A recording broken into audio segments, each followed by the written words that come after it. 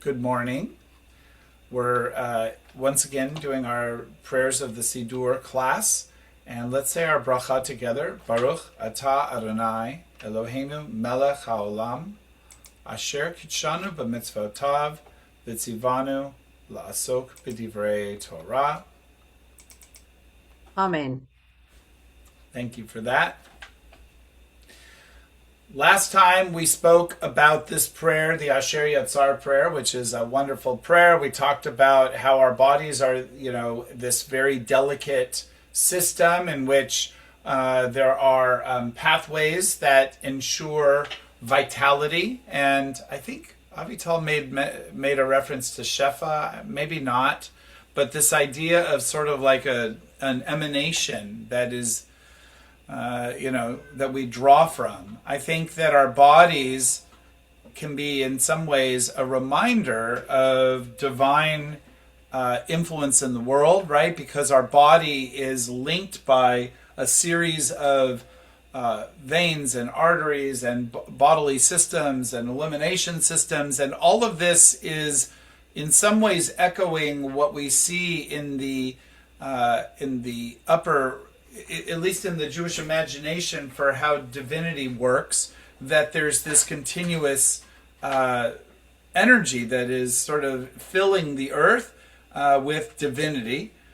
We'll have this in the Asher Yatzar prayer, which basically says that, I'm sorry, not in the Asher Yatzar prayer, in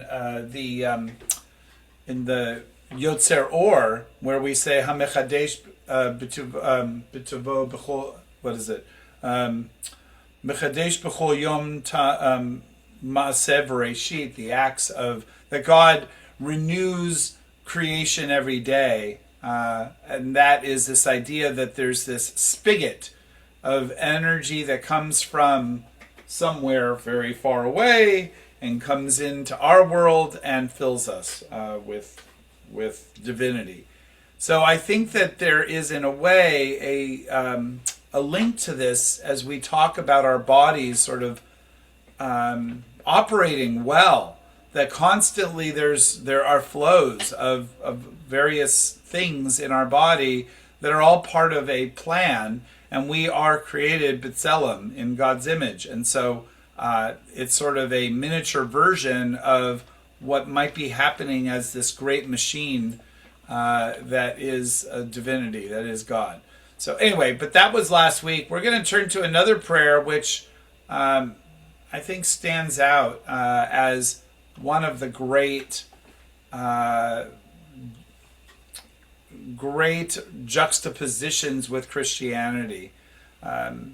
There seems to be popular notion that there is this so-called Judeo-Christian tradition.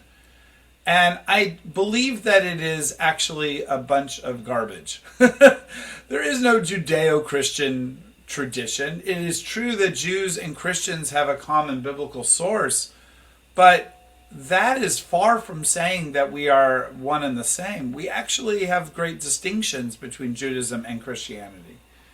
And this prayer, I think, captures one element of that difference. Let's take a look at it. E-lohai, neshama shenatata bi tohorahi. My God, the soul or the life force which you gave within me, or you put within me, it is pure.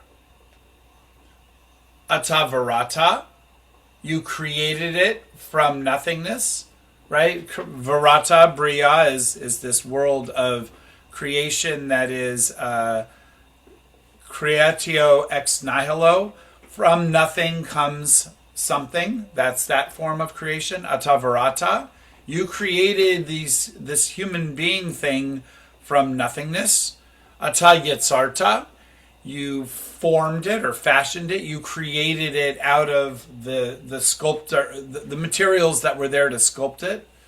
Ata nefachta bi, you gave, I guess you breathed into it. Nefachta is sort of like, let's see how they... It's like to blow air. Yeah, you blew, right. You like I Lenapeach is to blow like a balloon. I was just wondering about in a trumpet. When you blow a trumpet, is there a word that's connected? Chatzotra, linshof. I think you said, well, since I didn't learn trumpet in English, I do not know. Ah, okay, I mean, yeah. in Hebrew, rather. So, I mean, I just don't know. Right. But I So think you nafach blow, is to blow, yeah. yeah, Oh, like blowing glass. I didn't know that connection. yeah, it would be the same, I think. So you brew. So it's this idea that we are this container. We're a cadaver until God blows life force into us. Ata nefachta, breathe it in me, B. Vata mishamra bikir, and you have guarded it uh, within me, or something along those lines. You protect it within me, in my close place, in my inner world. Va'ata atid, and this part is not included in Reform liturgy. Va'ata atid litla mimeni ulachzira bi le'atid lavo, and you in the future will take it from me and cause it to return to me in the time to come. So that could mean resurrection. It could be tchiyat hametim. Let me turn off my coffee real quick. It is now officially off, but not ready. But I mean, not prepared, but that's okay. So this soul, this neshama that you gave within me is pure. You're the creator. You're the one who is sort of taking care of it. You're the custodian of my body. I'm not the custodian of my body. God is the custodian of my body. And it's up to God, this all powerful presence and all powerful force, when I will exist and when I will not exist. But the me that we're talking about is moving from this previous prayer that is entirely physicality to a little bit more of a spirituality, this sort of undefined thing we call a soul or life force or vitality. So God's in charge. This is the essence of this. So, and in the future it will be returned to me, which I think is a messianic reference. You know, the Tikiyat Hametim, the resurrection of the dead. Oh, yeah, there it is. Okay. Kol zman neshama b'kirbi, all the time that the soul is within me, as long as I'm alive, right? That's another way to say that. Modani lefanecha, Hashem Elokai velokei avotai. I am thankful to you, before you, God, my God and God of my ancestors. Ribon kol hamaasim, master, or master. How do they do it? They say Lord of all maasim, of all creatures. But I think it's all acts, all things. Master of all things, Adon kol haneshamot, the Lord of all life forms, or all souls. So anyway, and then we have the Chatima, the closing verse, Baruch Atah Hashem, Hamachzir Neshamot Lifkarim Metim. Blessed are you, God, who causes souls to return to corpses. Interesting language. What does this evoke in you? What do you think this prayer is trying to say?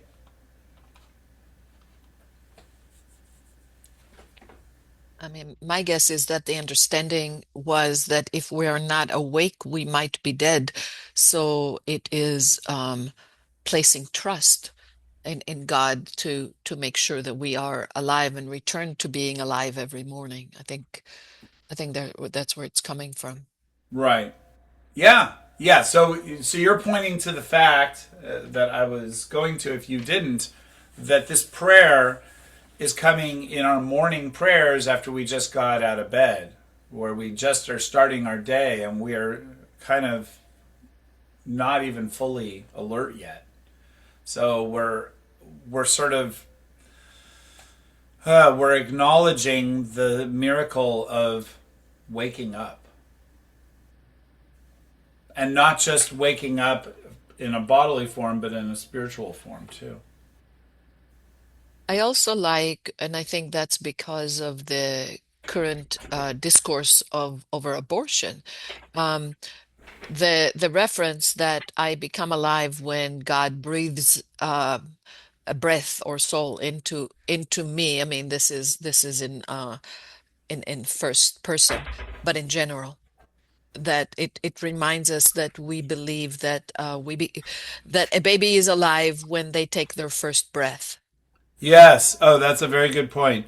Right. So part of what you're pointing to is the word nishama, which means soul or being or entity or life force, is connected to the word nishima, which nishima is a breath. So, what is a life form? A life form is something that breathes. So life begins with breathing, is sort of the implicit understanding of the word neshama. Yes, Pamela. Um, it's very interesting because when I was doing my bat mitzvah, adult b'nai mitzvah training, this was Yeah. one of the first prayers that was taught to me by Rabbi Rosenstein. And she talked about this in terms of this being a prayer about breath, not about souls, but about breath. And when she taught it to us, uh, it was, um, uh, the emphasis in the breathing, Tahora he, Nefakta bi, um, you know, she, um, she really emphasized taking the time to breathe during this prayer. Ah. And the other thing that I just wanted to make sure that we look at, because this is different than the Reform prayer, is how it appears. The ending, especially, is different because it's Reform. I mean, you've already said that they've left part of the prayer out, but it's more on the emphasis. It ends in the prayer. Uh, Asher be'ado nefesh kol hai v'ruach kol basar ish. So it emphasizes the breath rather than restoring souls to dead bodies, which is a more, you know, uh, a different way to look at this prayer. So I just think it's really interesting how there's a difference in the reform than in the other, the more observant prayer. So I'm going to challenge you to tell me, why do you think the Reform Jews made that change? Um, What is the object? Another way to say it is, what is the objection? And I'll certainly provide an answer. But what is the objection to saying Hamachzir neshamot lifgarim metim, the one who causes souls to return to dead bodies? Well, in my mind, it's also that statement, the part that's left out. It's also the time when the dead will be resurrected. That is part of probably not the emphasis of Reform Judaism. This belief Correct. in the restoration of the dead in resurrection. That's what I'm Right. thinking. That's exactly right. That's, if you go to the Federalist Papers of the Reform Movement, why, when you go to the sources of, the rabbinical discussions about why we make certain changes, they were very uncomfortable with a physical resurrection process that would happen when we die. We know, oh, there's a cat. Very distracting to have a cat that is tearing a box open. I don't know what's inside that box, but he's decided it's his mission to destroy this box behind me. So it's getting slowly torn to shreds. They rejected Techiyat HaMetim, the resurrection of the dead. This is why we outside of Canada. In the United States, we have in our prayer books, and we say Mechaye HaKol during the Gevurot prayer. We don't say Mechaye Metim. Unless we are someone who was raised in conservative Judaism. We do have congregants who I do hear saying it out loud, Mechaye HaMetim, in that part of the Amidah. There's an overwhelming rejection of the idea of, a physical, an actual new era in which the laws of nature are no longer being observed as they always have been. And this prayer is a frontline concern, because this one, even more than the Gevurot, is all about our bodies as being, resurrected, that we will march, just like in the book of Ezekiel. The dry bones will be restored, and we'll get up from our graves and march on our way to Jerusalem for the new rule of the Jewish people with a Davidic dynasty reestablished. So that's just completely outside of Reform thinking, as is rebuilding the temple. And so we see all over Reform Judaism that's taken out. But I think you're bringing something else in, Pamela, that is important to recognize, that it's not just rejection, but it can also be understood as celebration of our bodily existence and elevating. As long as we got it, let's honor our bodies.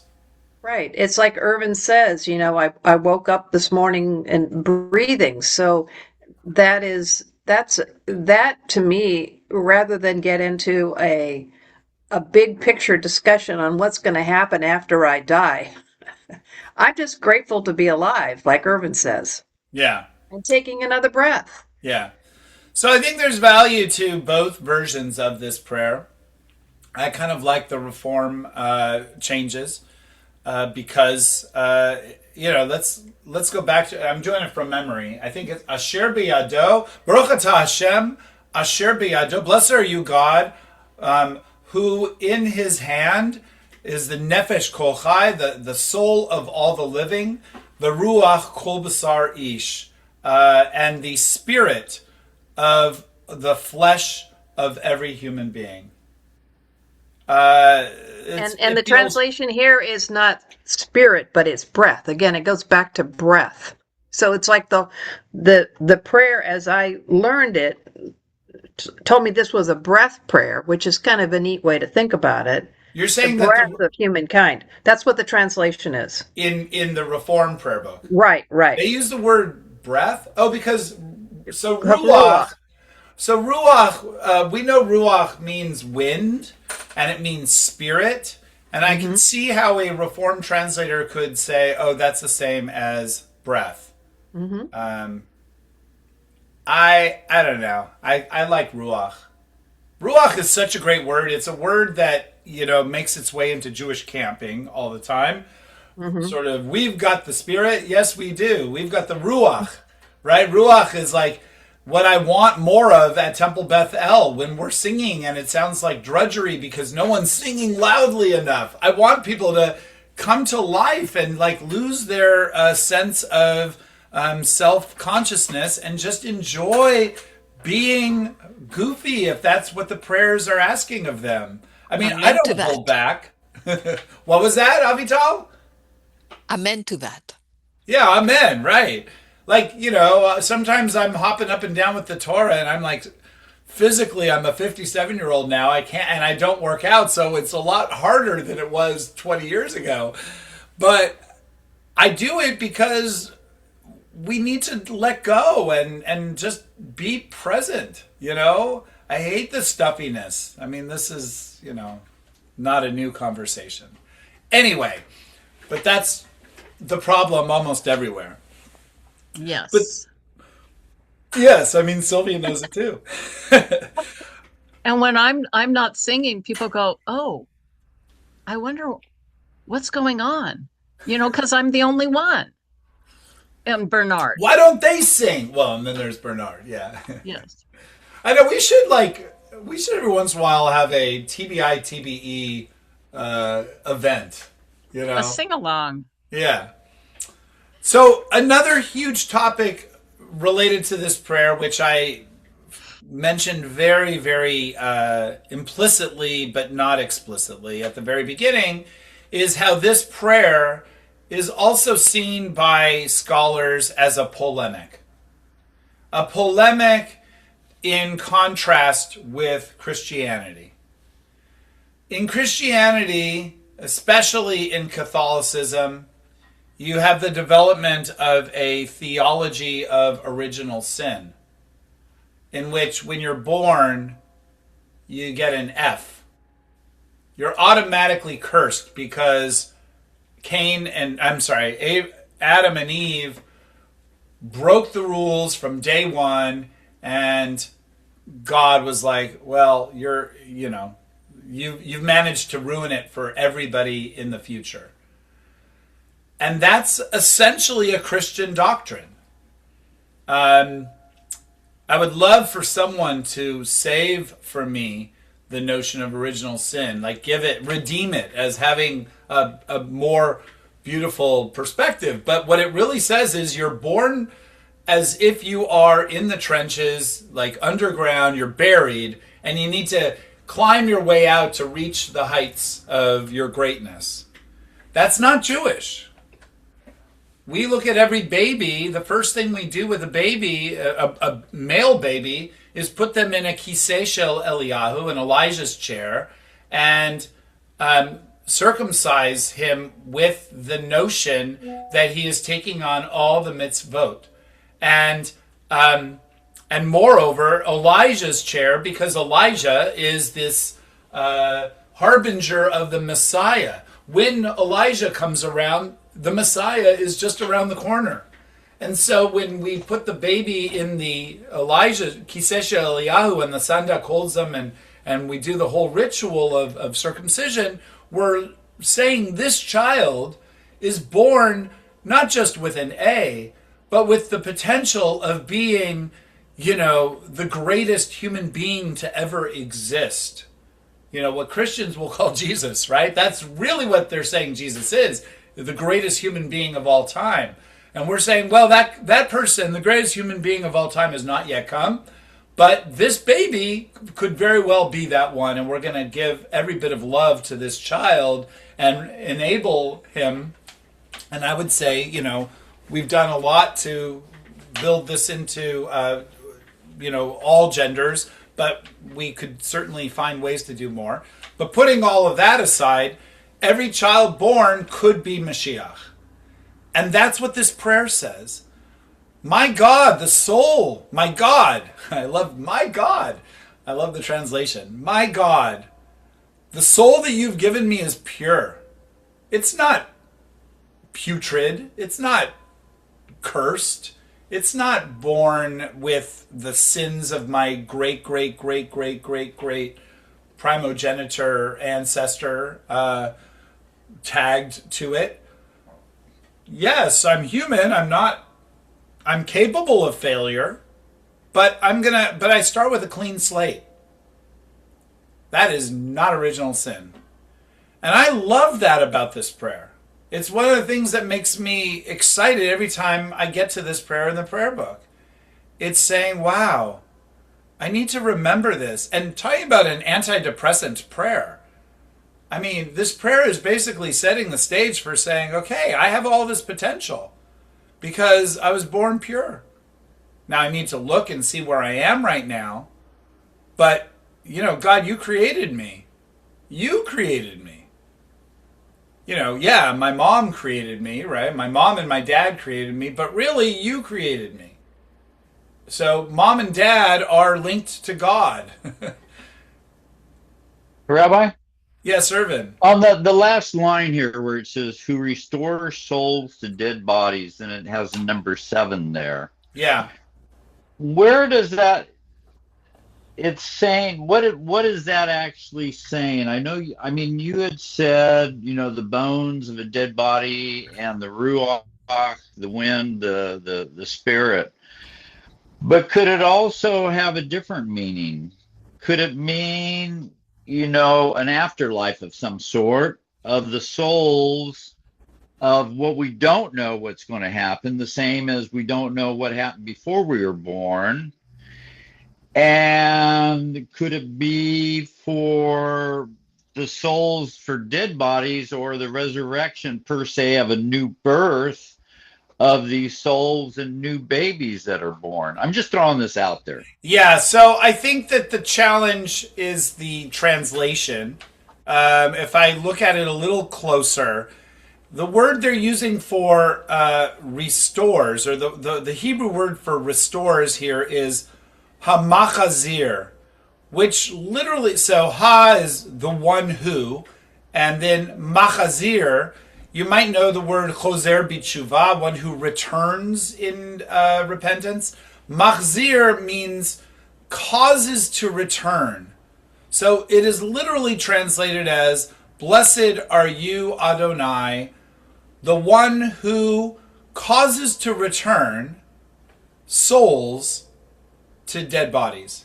So blessed are you, God, who causes souls to return to dead bodies. So it's literally about resurrection, of physical resurrection. I appreciate the spiritual interpretation, and we certainly can expound on that. But I think that that's what, I wonder if there are multiple translations. Yeah, let's see what other translations. What's that number 7 say, or did you already look at that? No, we didn't. Let's see. This is a reference to God's restoring of the souls each morning following its departure while the person sleeps. So they're saying here that this is about the daily return of the soul. In other words, when you're asleep, the rabbi in this person's interpretation is saying, when you're asleep, your soul leaves you. And then when you wake up, your soul is returned. And that's within this time period, not a future. I mean, or if they're saying that you're dead while you're sleeping, I mean, it's not quite the same, obviously.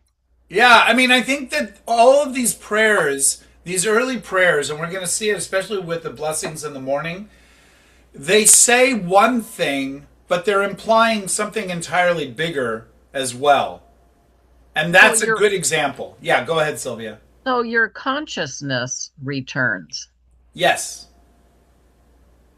Right. Maybe. Except that we know that we dream and, Yeah. And also somewhere, just as it says that, visiting the sick is 1/60th of healing, there's a passage somewhere that says that sleep is 1/60th of death.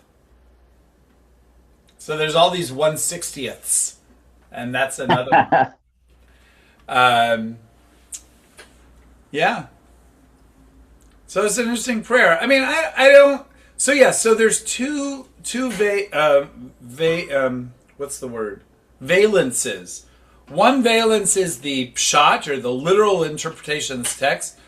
My God, the soul that you've given me is pure. You've created it. You fashioned it. You've taken it from me. You will take it from me, and you'll return it to me in the time to come. My soul, right? My body and my soul are connected but not one and the same. Remember the context of the previous prayer. And I don't ever see these prayers separated, so they are sort of linked. And then there's this valence of the mystery of Mashiach coming, and a time in the future when, so maybe our daily waking up is 1/60th of the arrival of the Messiah, is another way to say that. It touches on it. Yeah, you're coming back from the dead, basically. If you consider while you're sleeping, you're not alive, or in the full sense, you're not alive to be able to communicate. Right. So they're saying restore souls to dead bodies. They mean it literally as the dead body, as if we are dead when we sleep. I don't think we believe that. I don't No. believe it, especially because we dream. But it's Well, and you we're got a pretending. pulse. I mean, We're there's pretending. Yeah. there's We, definitely a difference between sleeping and being dead. But yes. sleeping is not being awake either. It's a whole different state. Right. Absolutely. But implied in all of this, contrary to this literalist interpretation, is this idea that one day soon there will be full-on resurrection, and that's why the reformers really took out this last line. But I think it is not incorrect the way they're interpreting it here, because it says it in the present tense. It doesn't say, "Blessed are you, God, who will return souls to dead bodies." It says, "Blessed are you, God, who right now, in this very moment, is causing my soul to return to my dead body." I think that's because of their a lack of understanding, when this was written, that sleep, that we're not dead when we're sleeping. Right. So, Yeah. Yeah, which would make total sense. I mean, thank God we wake up and breathe. I mean, it's pretty amazing. It I sure mean, is. that you do wake up. It sure is. All right. Well, thank you, everyone. all right. Tenga buen Have a dia. safe ride, Yeah, So what thank did you. they think of snoring? right? I mean, we know we breathe while we're sleeping. I mean, we hear. Yeah. That note. And then let's also not forget, I guess we should say one other thing, is that how are human beings created? In the beginning, it's Adam falls into a deep sleep, and or there's this deep sleep, and then life force is brought in. That's, I think, where the reformers are talking about the ruach kol basar ish, the spirit, or the breath, as you have as a translation. Life is breathed into us. That's the Yeah. rabbinical understanding of what's going on. Well, think about people that are in a coma, that are basically almost dead, but they're still breathing, but in all essence, they're not alive at that point and can't be, and don't wake up on their own regularly. Yeah. Okay. Thank you, everybody. Bye. Have a Toodaloo. great Safe day. ride. Bye-bye.